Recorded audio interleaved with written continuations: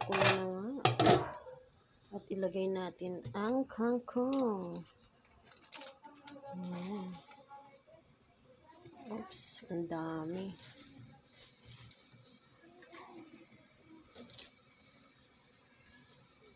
Yaw. Ayan. Maya natin lagyan ng sinigang. Lagyan ko na nga ng asin.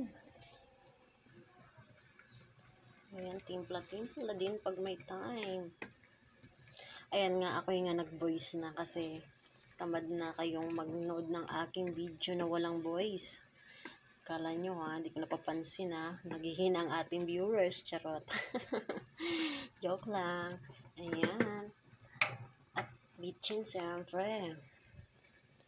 Ayan nga. Ang bitchin ko ay, tingnan nyo naman. Nauubos na. Ayan. Ayan nga, kumukulo na.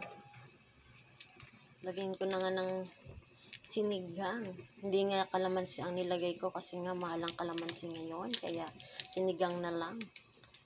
Na bangus. Oh, parang bangus din yan, 2 in 1. Tilapia na bangus pa. Oh, diba? San ka pa?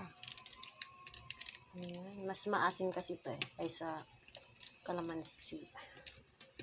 Okay. Ay, pinatay ko na yan kasi baka maano pa ang ating isda. Okay na yan. Ayan. Kainan na. Wow, yummy, yummy. Oh, diba? Okay na yan. Finish na yan. Tara na boss, kain na.